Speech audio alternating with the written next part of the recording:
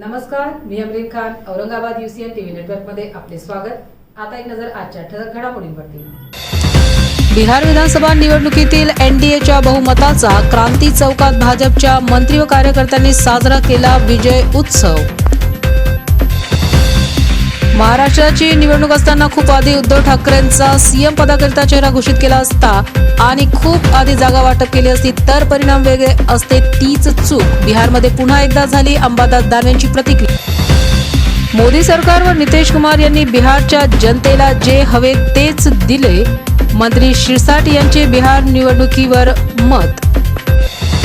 महानगरपालिका अतिक्रमण विभागाच्या वतीने शहरातील पैठण गेट, क्रांती चौक, सब्जी मंडी परिसरात करण्यात आले मार्किंग. लवकरच बाधित अतिक्रमणे होणार निष्कासित. बाणेगाव मध्यम प्रकल्प जलपूजन व बाणेगाव पुलाचा भव्य लोकार्पण सोहळा माजी केंद्रीय मंत्री रावसाहेब दानवे यांच्या हस्ते उत्साहात संपन्न. अनुसूचित जातीसाठी महापौर पदाचे आरक्षण 2025 मधील निवडणुकीमध्ये सोडावे. माजी नगरसेवक कृष्णा बनकर यांची मागणी.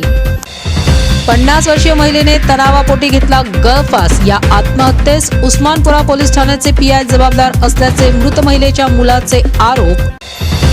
राष्ट्रीय समाज पक्षाची आगामी स्थानिक स्वराज्य संस्था निवडणूक नियोजन बैठक कॅबिनेट मंत्री महादेव जानकरांच्या मार्गदर्शनात संपन्न. जगद्गुरू रामानंदाचार्य नरेंद्राचार्य महाराज यांचा सिद्ध पादुका दर्शन सोहळा भाविकांच्या अलोट उत्साहात संपन्न. आमदार प्रशांत बंब यांनी वैदिक मंत्रघोषात सिद्ध पादुकांचे विधिवत केले पूजन.